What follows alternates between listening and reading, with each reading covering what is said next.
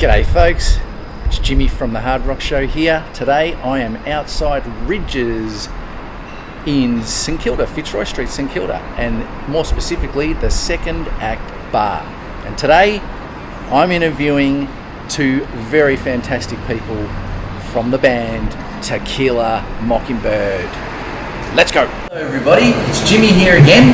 I am here with Josie and Jacinta from Tequila Mockingbyrd. Hello. We are going to have a bit of a chat about the music industry, the Australian music industry, and also some ideas and advice and stuff like that about overseas touring and how to go about getting your band happening. Right. Makes sense? Does. Question one. Josie, you are from England. I am. You moved to Australia and joined a band. Yes. Why did you do that here? Because we are constantly telling everyone to get overseas. You came the backwards way. Why? I came here as a backpacker after uni. Yes. Wanting to escape the grey and the gloom of the UK. Right. And I was originally only going to be here for a year, but then I met the girls, Jess and Estelle, Yes. and the band was doing well and we were having a great time. And luckily I was able to get sponsorship through my work. So To stay here, Yep. and I had no reason to go over there. Nice. Really.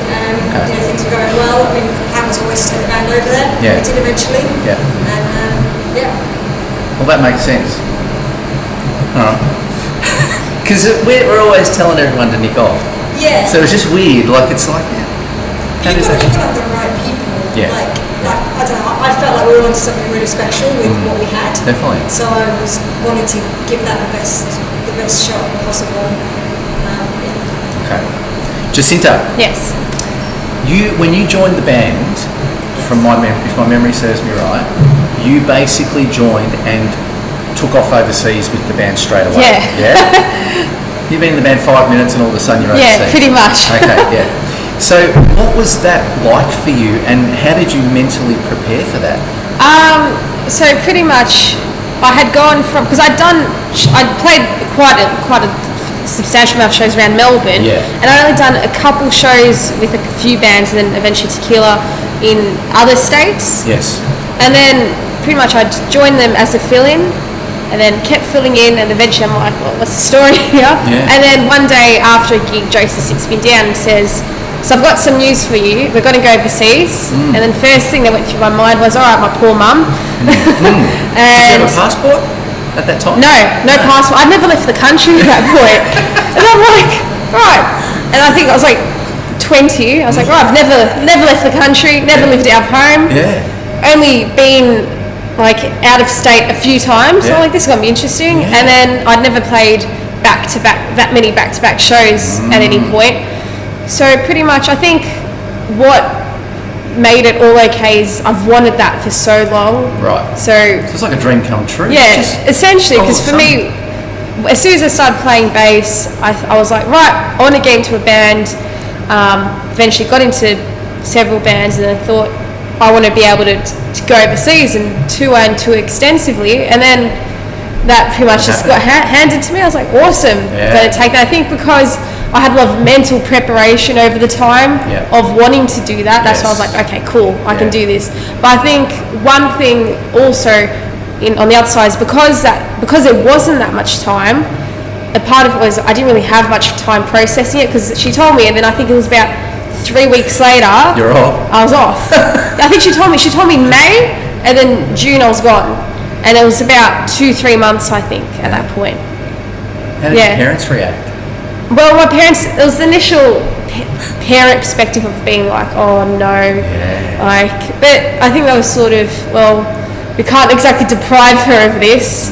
You know, she hasn't played shows and done all this to not do it, for when the opportunity comes, not to take it. Yeah, it's what you want to do. So yeah, so they were really cool about it. They've been cool That's about it the whole time. Yeah, that's awesome. Yeah.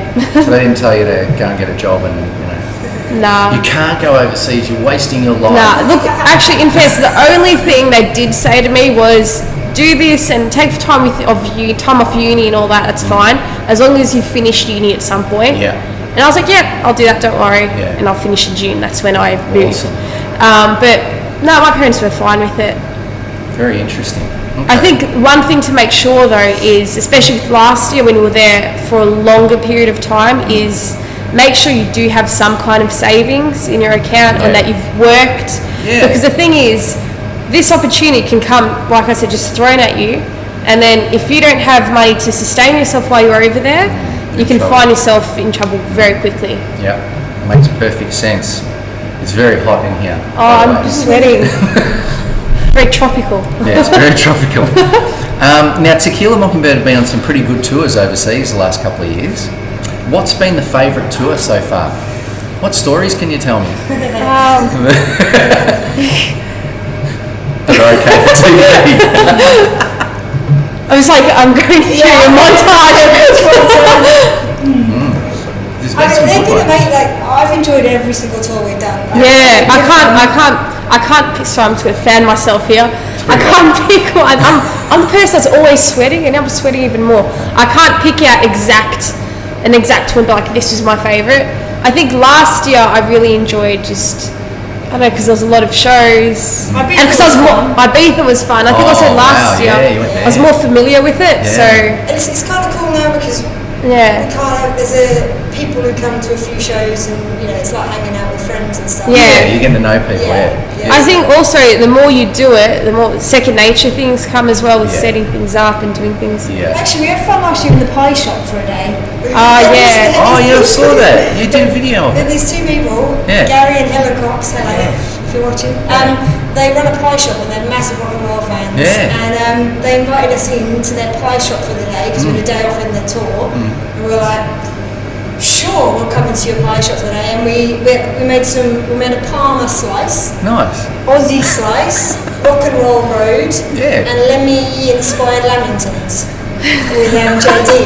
And we had a great time. Yeah. So I mean, sometimes it's some of the weird stuff we end up doing around the shows. Yeah, off the road. I think one particular tour specific that I enjoyed was when we did the treatment tour, is because all the shows we'd been doing last year, so for majority of last year and the year before, we sort of had to worry about everything and worry about gear and worry about this and all that. Whereas with that tour, it was literally rock up, sound check, play a gig, and had nothing to worry. It was all sorted for us. And they're like treatment areas, they're fun bands to watch, and so it was just a fun tour, that one. And good people too. Yeah. We met the treatment when they came out here a couple of years ago. Yeah. Very nice bunch of people. Yeah, Good definitely. Good band. Yeah. New song out too. Yeah. New album, March 22nd, I think. Oh, there you go. Yep. Now, compare the UK rock scene, London specifically, let's say, to Melbourne. I know there's the big difference in population, but when you look at the two scenes, are they similar, would you say, or is there a massive difference, or? I see it as different. I don't know. How do you see it? There's similarities, like in the rock lovers going to a gig and having a good time. But more people at gigs and stuff like that? Well, I guess over there probably, but I guess the difference is the UK scene is very similar to the Melbourne scene, as in the whole country scene, as in people will travel, say, from St Kilda into the city to go to a gig. Yeah. And in the same way that if you live in London and your favourite band's playing in Norwich, you might travel to Norwich for the gig. Right. So people, I feel, actually travel around a bit more over there for shows, because a band might be doing a tour and be playing 4 gigs within 2 hours drive of their house. Yeah. So they'll go to all 4 gigs. Put it this way, sometimes with Melbourne, you'll get people who live, let's say, the north side, and then there'll be a gig in St Kilda, and they'll be like, it's a bit of a length. It's a bit hard to get there. Yeah. Whereas with England, you'll have people that be like, right, this is your tour poster. You're playing this date, and we're going to drive up on these. How awesome is that? And quite a few people do that. Yeah, because Brad, when I talked to Brad, he was saying a similar thing. Like Massive have their own little fan thing that follow them around everywhere. Yeah. That doesn't seem to happen here. I guess the difference is over there, you can take annual leave for a couple of days and make a long weekend of it and go to, say, 4 or 5 shows. Right. Whereas over here, you can't really, unless you're minted, you can't go to Sydney, Melbourne, Adelaide, Brisbane, that's Perth. right. It's And the distance. another thing I find is, so with Melbourne, obviously because it's one area rather than a whole country, I find the people that go to gigs are other people in bands. Yeah. And like there are people who are just into music that go, whereas in England I found, because all the bands are touring, the people at the gigs are just people that like music and aren't necessarily in a band. So you'll have a festival and all those people are going are just music lovers. Same whether it's a pub gig or a local gig, it's just music lovers, not just people in bands going to go see their mate's band. Yep, that makes sense. A lot of musos in Melbourne go out, and that's it's made up more of music lovers than musos, put it that way. It might be like the demographic, I think, is slightly different as well. And I think there's a younger demographic over here, which is actually a good sign for the Aussie rock scene. Yeah, definitely. Because there's definitely a lot more under 40s at shows over here than there are in the UK. Right. Okay. That's very interesting stuff. Now, I was looking up, doing some research, and Tequila Mockingbyrd had 85,000 streams on Spotify in 2018. It's pretty cool, right? So, given that, how important to you girls is having the band's music played on Spotify and internet radio compared to trying to get on commercial radio here, for example?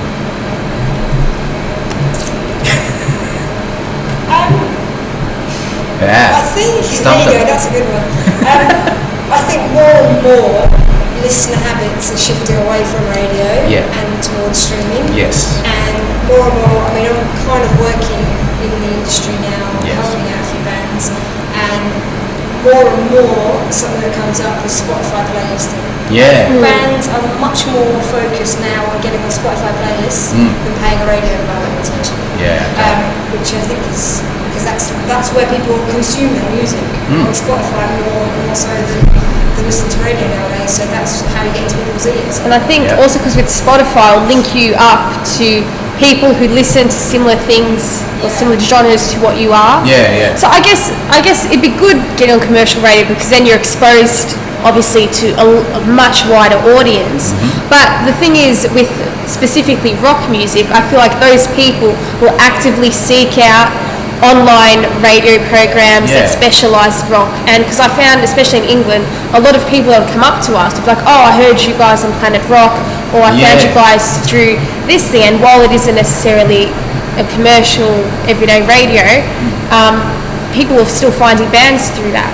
That's awesome. I think and like I said, Spotify, as that's gaining a lot more momentum, it's exposing people to bands that they haven't necessarily heard of, and they think, oh, okay, I'll check this band out. I think the conversion rate on Spotify would be much better. If you think of it like in strict business terms, if Spotify is using its algorithms to present your music to someone, I think Spotify is going to get it a lot more right than say Triple M. Where you've got anybody listening, and maybe 1 in 100,000 people who hear you at Triple M might buy a ticket to your gig, whereas 1 in 50 who listen to you on Spotify might buy a ticket to your gig. So I think it's kind of quality targeting. Yeah, definitely. So in that respect then, because a lot of bands sort of say, oh, we need to get played on commercial radio, we need Triple M to play us or Triple J, but you kind of don't really now, do you? No, I don't. It's not exactly the end of the world, I don't think. Good. Okay, cool. It helps, but it's not like, you should just quit if you can't. No. It's perfectly possible to build a fan base. I mean, even if you think about a band like Jimmy Eat World, for example, Triple M played one of their songs. They've had several albums since then. None of those have been on Triple M. Never. Not a single, but they'll still sell out venues when they come over here. Yeah, they come over and do really well. So that makes sense. Now, how far into the band's time, and this might take you back a little bit, how far into the band's time was the decision made to really push yourselves overseas? It was, I think in 2016, we'd been thinking about it for a while, and in 2016 we released a single over there, and pretty much overnight that single got more love over there than than any of our music had in 4 years over here. So we did that, and then we got the opportunity to do the Wrecking Crew tour with Massive and Black Aces, which was going to be, I think, 6 or 7 weeks over there. So we were going to have to quit our jobs anyway because we couldn't get that much time off work. So I think it was Jess who suggested, well, if we're going to have to quit our jobs anyway, why don't we just book a one-way ticket and see what happens?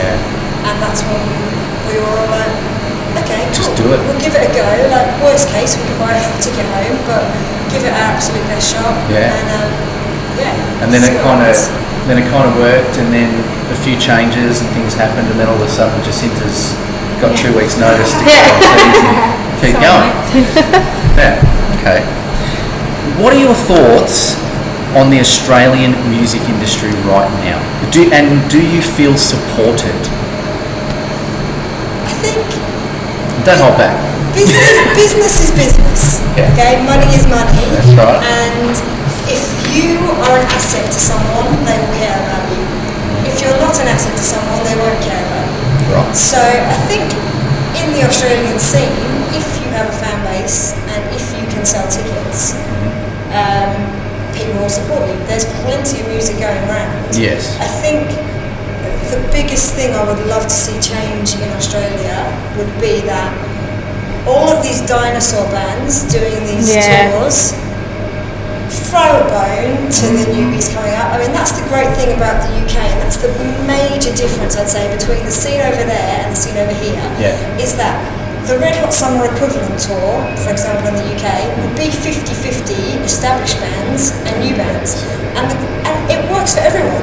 The promoters save a ton of cash because the new bands pay it for peanuts, because they want to be playing to thousands of people. The headliners are they're the ones that sell the tickets, the big names, of course. So you still get your band, the punters coming, but they get then exposed to all these new bands that they potentially would never have bothered checking out themselves. Yeah, definitely. But sometimes if you see a band, you can fall in love with the band live, like from one gig, and you're like, oh my god, who are these guys? Let's check them out. So I think there's a huge opportunity in Australia to just open up a little bit to giving new bands opportunities over here. I find there's a much bigger push, and there's a whole there's this thing called New Wave Classic Rock, and their whole thing is let's dig up all these new bands that are coming out and give them a push and give them exposure to all these people. And I think so. I like dinosaur bands. But the thing is, there's some dinosaur bands, like some Australian ones, where so they might have had one song that was really awesome, and they keep playing that one song all the time on the radio, and even on talk shows, news shows, breakfast shows, where they regularly like to bring on people to perform. And they bring on this band that has the one song that everyone's heard 100 times, the guy can barely sing it anymore. It's like, why not think, okay, you've done that, let's bring on a new band and just see how people react, to just try and see if people do enjoy it. And it's kind of interesting though, because I think it's like with Josie said, people like business is business, and they'll push things that will benefit them. And I saw a band a few weeks ago that was from overseas, and he pulled up someone from one of the commercial radio shows and was like, thank you so much to this guy, you know, we don't get airplay in our home country. It's the Struts. Luke was saying how, we don't get airplay in our home country, and because of this guy, I think it was someone from Triple M. On the radio in the UK. Yeah, exactly. It's like, because of this guy, we've got it on the radio here, and gotten exposed to a whole new group of people. And the thing is, I think there's this whole thing of the grass is greener. It's like, I think everyone's home countries sometimes like the idea of, they're an international band, so we're going to give them heaps of radio play. But the thing is, that band that looks like they're doing great here because they're from overseas, their home country sometimes is ignoring them. So having said that, the Struts have just done a sellout tour of the UK, and they're not on commercial radio there. So that's is proof in itself. You don't need to be on mainstream radio to build a fan base. With the age of the internet, you don't need it. No. You've just got to be, and you've got to be internet savvy, obviously, and You've got to be good. You've got to be good. You've got to have good songs. Yeah. If you don't have good songs, you're in trouble. Yeah. Okay, cool. All right. Now, how have you survived on the road, given the fact that when you go overseas and tour, you're not working as such in jobs. This is your job, right? And it's a legitimate job. So how have you afforded to be on the road and then survive when you're on it? How difficult is it, or easy? I find when we've actually got shows, it's quite easy in the sense, I'm talking as far as affording things and sustaining yourself. Because you then pay, the band will pay themselves per diems, okay? So money for food, and it's not a lot of money, but I think that's when it's good. When you're just sitting around not doing anything, then it gets a bit hard because you're just dipping into your savings the whole time. And I think you also have to be smart with things, because the thing is, you can get money from the band for food, and you can decide, right, this £15 I can use it to buy cigarettes, or I can use it to buy food. And the thing is, you kind of have to, I don't personally, I like to be careful with what I'm buying, because the thing is, I like to buy food that I know is somewhat good for me, because eating crap can only last you for so long. And the thing, what we started doing last tour, because once we started touring, we started learning how to do things a bit better, was the day before we'd start a tour, let's say if we were touring for a few days straight, we'd head off to the local supermarket and sort of stock our bags with fruit, with lollies, fruit bars, muffins, or just things that can kind of sustain us for a few days and won't necessarily go off. And I find doing that, you save a lot of money. Because going one sandwich at a service station, exactly, or it can feed you for 3 days. Exactly. If you go to a supermarket. Yeah, right. So just being smart about it. That's a good tip. We're also very lucky in that my mum lives in the UK, so we've got a base, a rent-free base in between shows, because that's what kills you. It's the time you might have a week or so off, and if you're paying for a hotel room every night, that's drains it. Really expensive. And you've got to be smart, right? If you want to be a musician, you need to be smart with your money. You need to save up money. You need to have money in the bank, so that if you get a call, you can take it. The money doesn't have to be something that holds you back. You don't need to have millions, but just you be smart with what you've got. You need to have a couple of grand put away for a rainy day, so that anything that comes up, you can say yes to. So you would encourage, I'm assuming you would encourage. Sorry. I thought bell sleeves ran me out. It's not doing nothing. Where was I? You would sort of encourage people to have some kind of employment, so that they're bringing in some kind of income in a plan to when they do go overseas. Yeah, because the thing is, when you go over, because I found this, the visa that I had, like I was there for months, but in the downtime I wasn't working. No. You're not allowed to. You're not allowed to on that visa. If you've got a musician's visa, you're only allowed to be a musician for that band, nothing else. Yeah. Can you busk? I don't think so. Yeah. I don't think so. You can get in a bit of trouble sometimes for things. Yeah. So that's the other thing. You can't just go decide, I'm going to take up some shifts at the coffee shop, because you can't do it. Because if they see you've earned this money from elsewhere, you can risk then, that's it, no visas for you. Cancel. Yeah.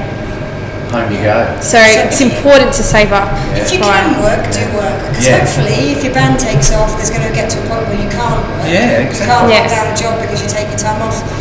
But if you're in a position where you can reasonably have some money coming in, and I also find in a way it helps you kind of focus on the band, because if you've got time off, you procrastinate your time away. Yeah, true. Whereas if you're working, every hour you're working is time that you're mad at yourself for not doing band stuff. So as soon as you get home from work, you want to cram in as many hours of being really productive as possible. Whereas I've had stretches where I haven't been working. I've never been more unproductive as when I've got all the time in the world. Wow. Because there's no sense of urgency for anything. Like, you know what? I think we can all agree working is shit, and the whole reason a lot of us do music is so we can do something we like rather than working in a crap job. But the thing is, think when you're in that crap job, I'm doing this, so potentially I can take my music further. Yes. That's the way to look at it, rather than being like, oh, I'm failing at music because I have to work in a crap job every week. No. Just look at it like you're doing this job so you can do that. It's and then almost so eventually funding. you don't have to do that then. Yeah. It's funding your musical lifestyle Yeah. in a way. Yeah. I like that. Okay. Now, Josie, tell me about RPM. What is going on? You've started working with a company called RPM, helping out Australian bands and bands from everywhere, to get over to the UK.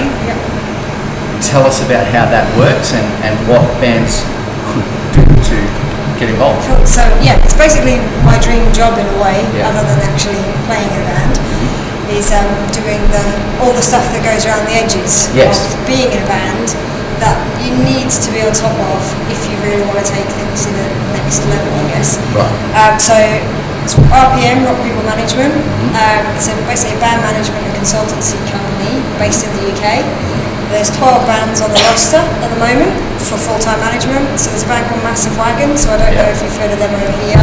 They're doing really well at the moment. Played Download last year and signed to Earache Records.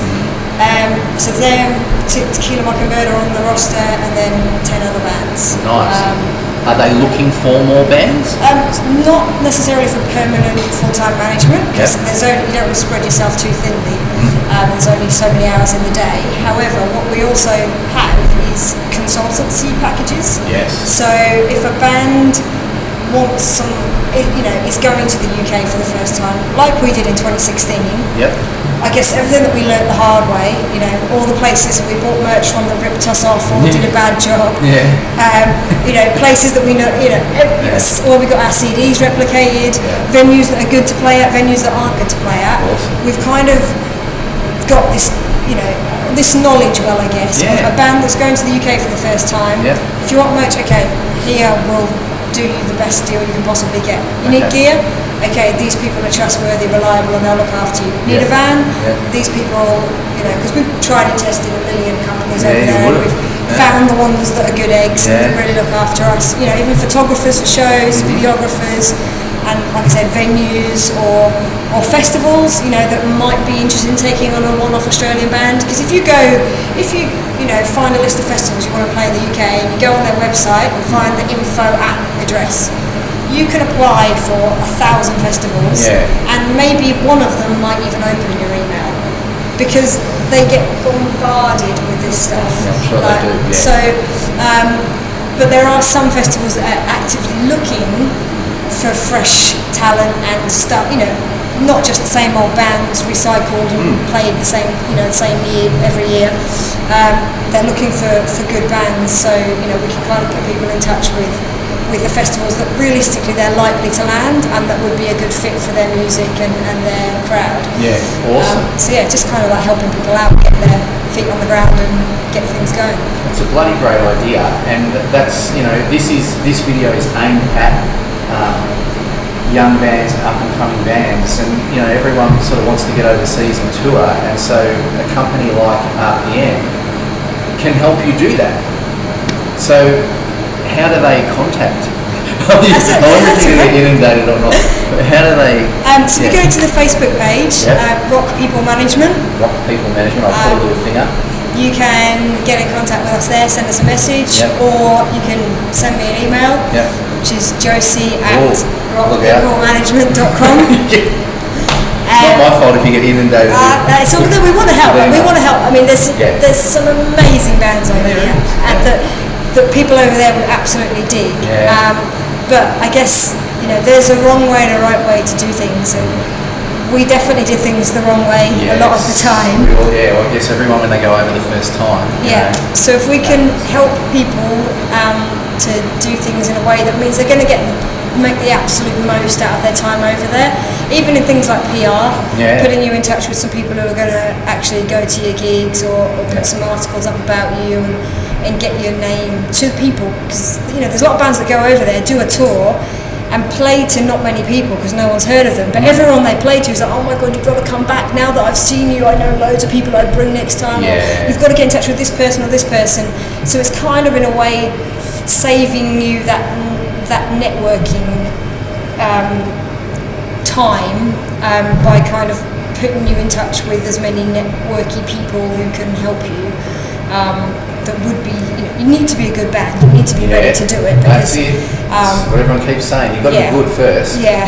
And we can't help you get good, but if you're good. Because we can't recommend you for a festival. Exactly. You can't. We'll help any band that we think deserves that kind of push. Yeah. But if we're not going to recommend a band for a festival that we think realistically has got no chance in hell of getting the slot, because it's wasting the band's time, our time, and the booker's time. But if you're good and you just literally want to get over there and absolutely make the most of your time over there and play as many shows. I mean, we're not a booking agent, so you need to sort your own shows, but we can definitely help fill any gaps. Like if you've got a kind of skeletal schedule, we can help suggest places that might be suitable, or festivals that might work around, or even suggest what time of year might be a good time to go. But because a lot of bands just do a tour and they don't even have a product, they don't have an album out or an EP out or anything. It's a bit of a waste. So just trying to make all the dots align, and this is all stuff I never even thought of. It wasn't even on my radar. It's just like, got a gig, must play it.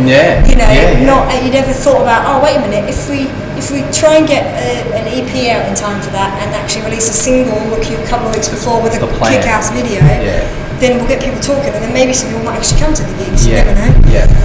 So it's just trying to plan things as possible. Cool. That's a great thing. So there you go. Any bands out there that want to get overseas and start to get somewhere, there's people out there that will help you. I had Brad on a few weeks ago. He does a very similar thing, and obviously Josie and RPM now. So check out the Facebook page and see what you think, because they might be able to help you. Now, 2 more questions. Have we got 2 more or 3 more? Because I just thought of the question before. I've got 3. Sorry, I know it's hot. We're nearly there. Image.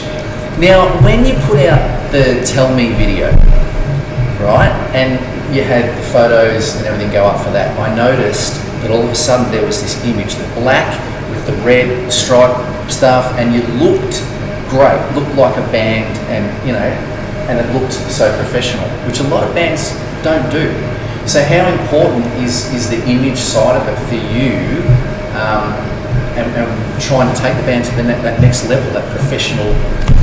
Yeah, so I think How did that work? I think it's kind of important, because you think of how many bands there are out there, and there's so many 3-piece bands of all females, there's so many guy bands, this, that, and I think you don't necessarily need something outrageous, but if you have something that ties you together and that makes you guys look a bit more refined and a bit more polished, then I think it instantly catapults you guys into a certain thing of looking like you're serious about it. And even for someone external looking into the band, it looks like, oh, okay, someone has obviously set these people on the correct path, and it makes often people in the industry think, well, my job's already kind of done, so what can I do to fix this a bit more and all that. And I think if you can have, because the thing is, you can have a poster with heaps of bands with no name and just images, but at the end of the day, you're going to want something that's going to stick you out from that person, whatever that might be.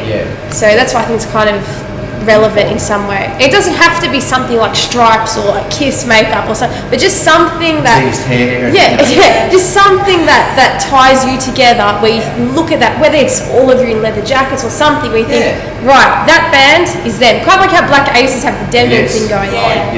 It's just some slight thing that you, when you think of it, you'll associate with that band. And I think it's been great for us, because it means we live in jeans and t-shirts basically, and it's nice to actually have, that's my stage gear, and that's my daytime gear. Because otherwise, you wreck your whole suitcase smells soggy and damp, and at least that way you've just got one bag of toxic waste that you wash wherever you can. But it's nice to have different clothes for the stage and not. And I think it even creating something, even when it comes to your advertising, reflecting that in your advertising, reflecting that's that. how you did it. Yeah, it was fine in. Yeah, and then everything you do reflects it. It even makes your job easier. Yeah. Because anything you come out with, whether it's a video, whether it's a poster or something, if you can tie in that subtlety, I feel like it makes everything look a lot more refined, and as soon as someone sees something, they associate your band with that. Yeah. You can tell who's doing a master's in advertising. Because when I've been a fan of the band from the start, obviously, and the band always looked like a unit and looked great and all that sort of thing. But when that video came out and the promo leading up to it, and I saw the photos and that, I thought, right, these girls, they know what they're doing now. Like, they've got it together, and it was fantastic. And I think more bands need to start looking at that.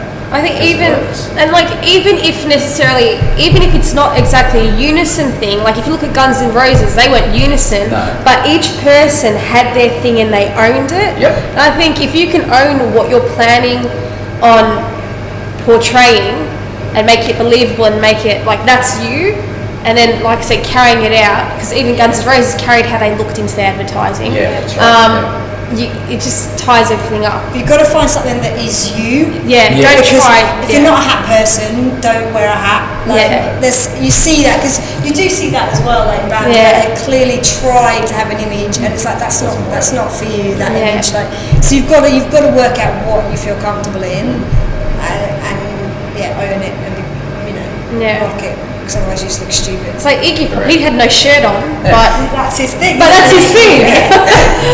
Scaly old muscles. He's still doing it. Unbelievable. Like Angus Young with school uniform. Exactly. Rightfully no one's going to be like, oh, you know what, school uniform's going to be my thing. That's how we're all going to dress. But you make it work, and he did. So. Cool. Excellent. All right, 2 more to go. Advice for up-and-coming bands in Australia. We've kind of covered it as we've talked here, but what's the best way in your minds to go about it now? So if you started this band brand new and didn't have your history and contacts and things like that, how would you do it now here? I think we'd do it the same way we did it last time, which was play. To begin with, we were playing as many shows as we could, because you need to get out to as many people as possible. You're not worth heads until you're worth heads, so I don't think you can really overplay when you're just starting out, because if you don't play the same venue all the time, obviously, but try and play to as many different crowds as often as possible, and hopefully you'll pick up a few people from every gig who like your page and keep follow the band and will come to. If you then kind of lead it up to a big launch or something, if you've collected 5 people at 100 different venues around Melbourne, over the past struggling. you could that's how I guess you do it. I mean, you want to have a plan as well. So I think a lot of bands make the mistake of just putting an album out before they've got a fan base. Yeah, that's right. Don't put an album out and then go and tour it, because no one cares about it once it's out, because it's old. You've got to build yourself first. Send out a few singles, use those to build a following, put out an EP, use that to build some more following, and then a year down the track or whatever, you've actually got a bit of a following, and when you launch your album, it's actually going to be heard by people, rather than spending all that time and money recording something that your mum and your best friend's going to hear. I kind of think also that I think it's important though, doing all of that is, if you can come out straight away being a tight band, I think you're saving yourself a lot of legwork in the future of being like, all right, we've done all these shows, let's start getting tight. I think if you can really refine yourselves early, develop your image, develop how you are musically, and make yourself solid from the start. I think you're not wasting time in the future, because I think a lot of bands, because I think obviously with time you're going to evolve and learn things, but I think if from the beginning you can be like, right, let's get ourselves tight, let's get ourselves doing gigs, let's get our image tight, let's get a refined, this is what we want our sound to be at this point. Obviously everything can evolve, but it will save you a lot of let's just start doing gigs and sort of being wishy-washy about who you are. Because I think if you can make yourself look like a solid unit, then people, I think, will take a lot more interest in you then. And I think also, like Josie, I don't think record a whole album or an EP straight because no one's going to care. But I think if you do have something, whether it's a music video or something that you can show people or refer people to, that would be helpful as well. Because I think there's some bands that also will come out. They'll come out and they'll be playing gigs for 3 years and just sort of scattered gigs and stuff. But there's no refined thing of who they are, what their exact sound is, or what they want it to be, and there's nothing that they can refer anyone to. Because the thing is, you want to be able to try pitch yourselves for tours, and you want to be ready. You want to be ready where if someone knocks on your door and says, "Do you want to do this support?" where you can be like, "Yeah, we can," regardless if you've been around for 6 months or you've been around for 6 years. Because the thing is, you've been around for 6 years. If that band at 6 months has refined themselves in that way, then they're going to get it. If you don't have your video or something out, who cares? Have a couple of songs like recorded well, so that if someone wants to hear music, you've got something. Because there's so many bands out there, great songs, but don't have. Well, here's a demo. It's only on my phone though. No promoter is going to take that seriously. No, so you don't need a lot of stuff, but what you do have needs to be good. Excellent advice. Excellent advice. See, these girls are living it and doing it, and they've got some great advice. So listen up. Last question, then I'm going to let you go because we're all dying here. It's hot in Melbourne today, and I've left this question to last because I didn't want to make this about the obvious, right? You know the question I'm going to ask. No. Okay, good. That's good. As women in the music industry, that old chestnut. There we go. That old chestnut. I didn't want to make it all about that. No, you're right. It shouldn't be all about that. But anyway, I'm going to ask it.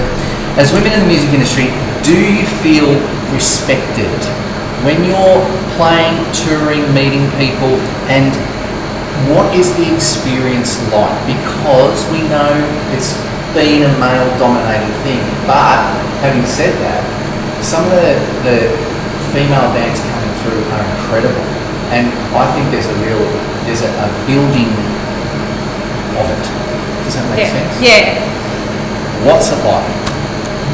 It's a hard one to answer because we've never been blokes in the industry, to be That honest. is a very good answer. I think people respect us, or girls in general. I think if there's plenty of blokes out there that people don't respect. You know what? I think if someone's going to disrespect you because they're a chick, that person's just an asshole, and they're going to be disrespecting everyone. Yeah. And it's like, I think often we get questions like, do people treat you differently or badly because you're girls? But I think that person is just an asshole, is going to treat everyone badly, regardless if you're a girl. If they think that because you're a girl, you deserve to be treated poorly, and that reflects on them, it doesn't reflect on you.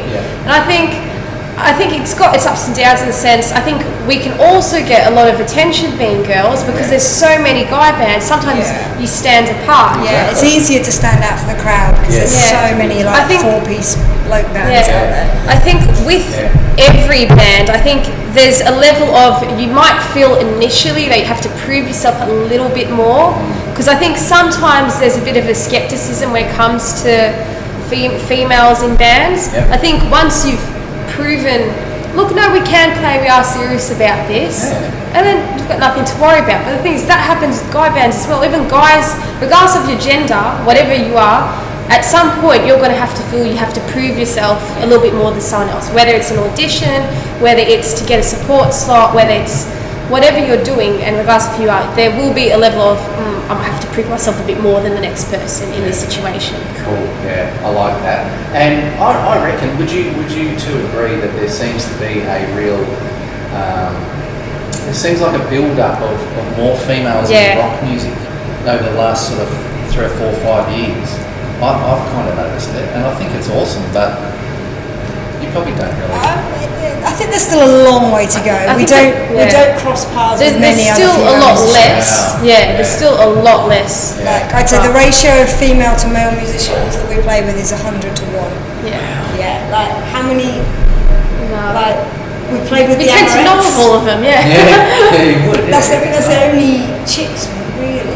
Yeah, Played with and then them. the casual band they'll have like a female singer or female musician Yes. within the band. Yeah. I mean, but you know, I'm not saying that that's the industry's fault. You know, No. I think it's, you know, there's a lot of factors that Yeah. go into that, and You go on about it all day. exactly, that's a whole another hour of And stuff. we're way too hot to talk about that right now. Maybe another time. But okay, that's really interesting. Thank you for that. That's alright. These girls, as I said, are Tequila Mockingbyrd, and things have been changing for them over the last few months, but they're about to get back in and play music, releasing music and make that happen. They've been overseas, they're going back overseas, touring all around Europe. They know the industry right now. There's a few people that I've interviewed who have been in the industry a long time and, you know, had that whole, you know, from the 80s through to now. I've seen it evolve. Yeah, seen it evolve, yeah. But these girls are doing it right now, and so I think young bands and up-and-coming bands really need to pay attention to what these girls are saying, because they know what is happening right now around the world and overseas and in Australia with our scene. So I really appreciate the two of you coming down and having a chat and giving us your thoughts. Thank All you the for having best us. in 2019. Thank you. Keep an eye out for Tequila Mockingbyrd. If you're not on their page, get on it. And if you need advice and tips, feel free to contact, because they're both pretty good. They'll chat to you too. Don't throw me out yet. As long as I'm not sweating, I'm alright. Beautiful. Yeah, that's Thank you, right. girls. No worries. Thank you. Thanks for having us. No worries. Talk soon.